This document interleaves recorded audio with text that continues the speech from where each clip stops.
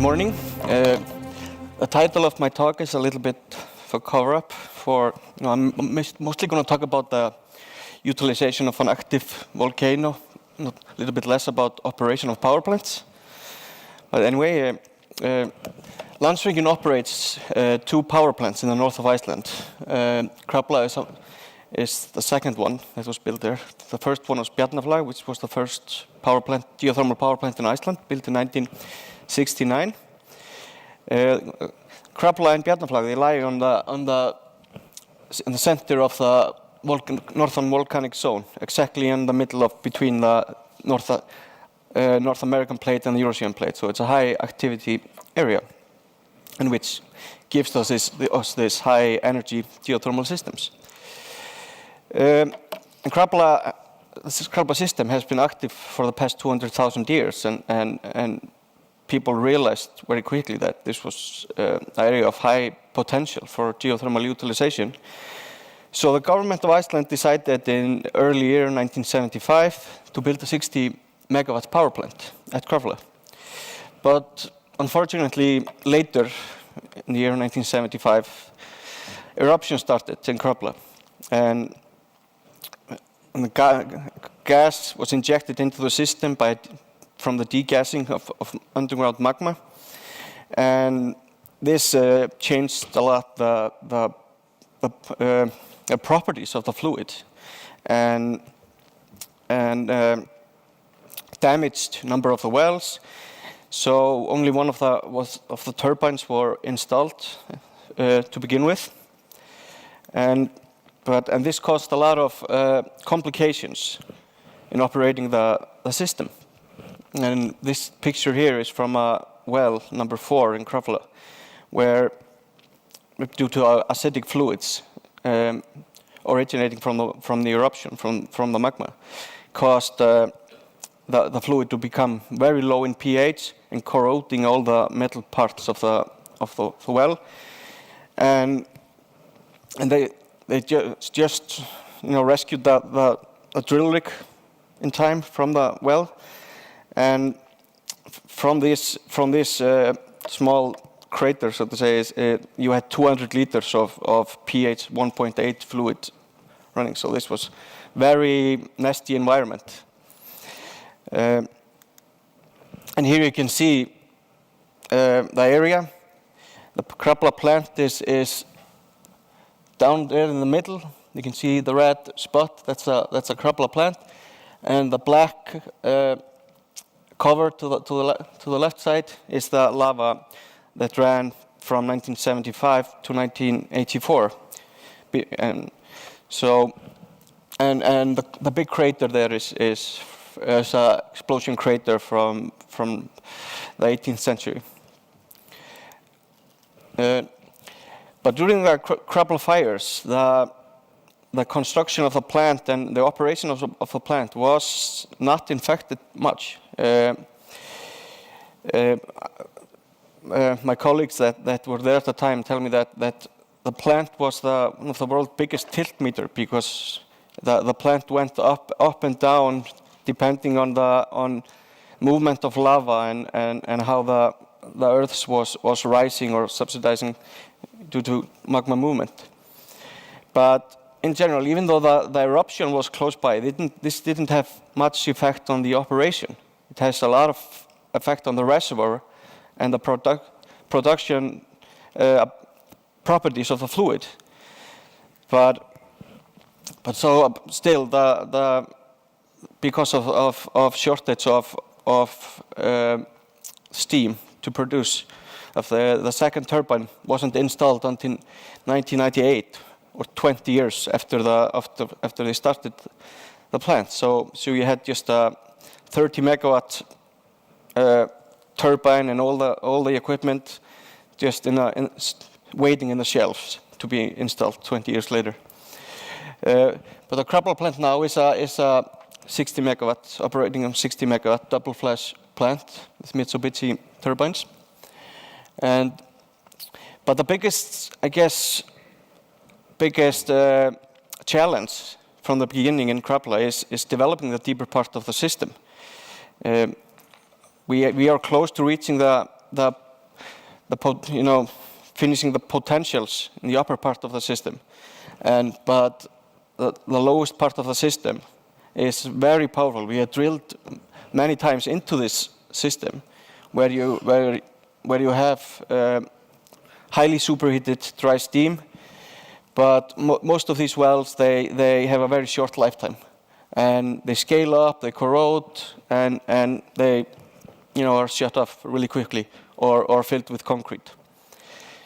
But in 2008, drilling of the first well in the Icelandic deep drilling project started, and it was supposed to be 4 to 5 kilometers deep, but they intersected magma at 2.1 kilometer, and there were no obvious signals from seismicity or geophysics that said that you could find magma there, but so they didn't realize it right away that they were drilling into magma, but when they got glass cuttings to the surface, they realized that what was happening. But a liner was inserted to the lowest 130 meters of the well, so just covering few meters of production zone. But even still, the well was flow tested and without any certainty of would it flow and what kind of fluid would it give and so on. But it was one of the most powerful wells ever drilled in Krafla, and it's the hottest well ever drilled, I guess, anywhere, and theoretically capable of 30 to 40 megawatts, and the steam was highly superheated. And we operated the well, as I said, on 450 degrees, 138 bar at wellhead while it was flowing. And so just one well like that would be capable of producing electricity for 60,000 homes. But the steam is highly corrosive because of just a natural state of steam at this high temperature and pressure.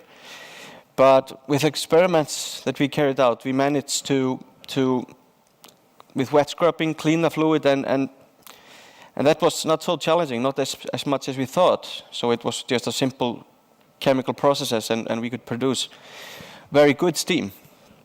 But this was a milestone, I guess, for the future plans for Krafla, because this was the first time we drilled into this deeper part of the system, the superheated part of the system only, and got steam that came to the surface with more than 100 degrees of superheat. So it was completely dry, and we could then just scrub the fluid at the surface.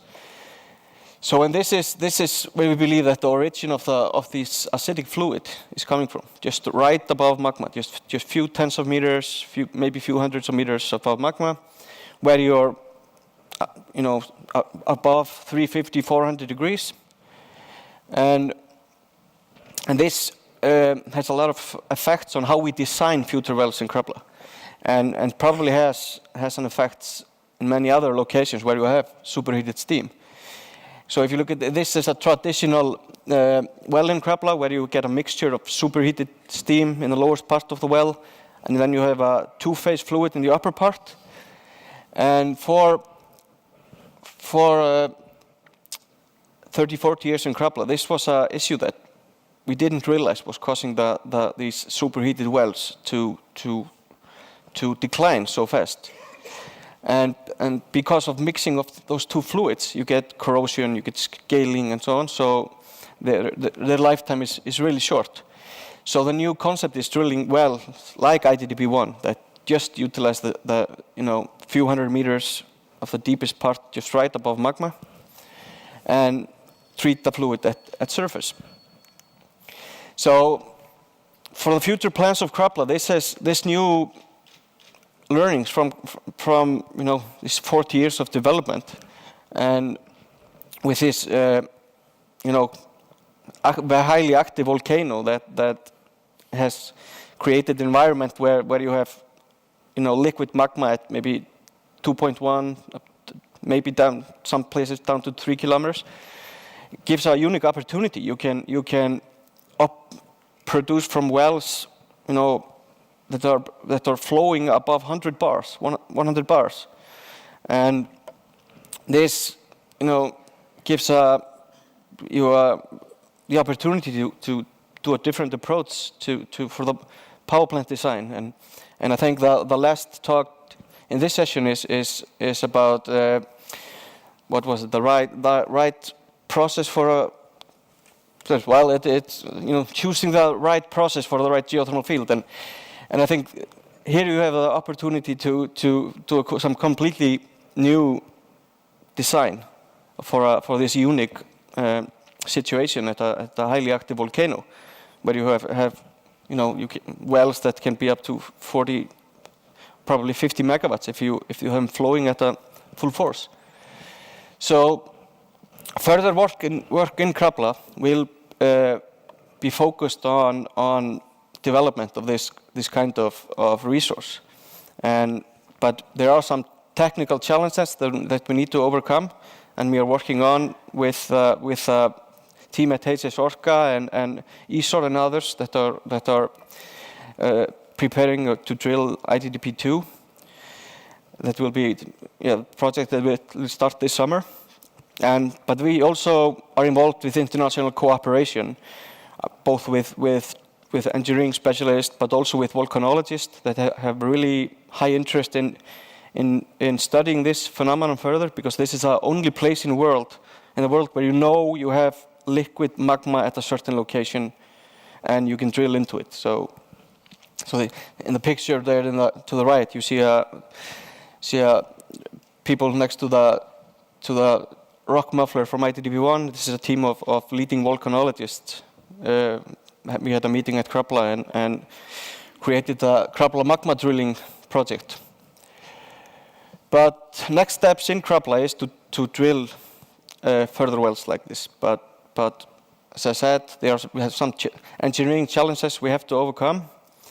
But we believe that the reservoir, the superheated reservoir, or the amount of rocks that can sustain superheated fluid, are on a scale to 4 to 8 cubic kilometers.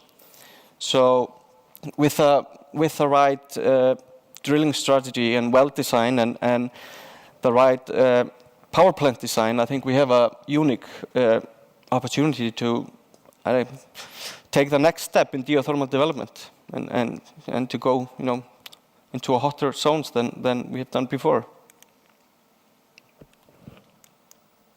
Thank you.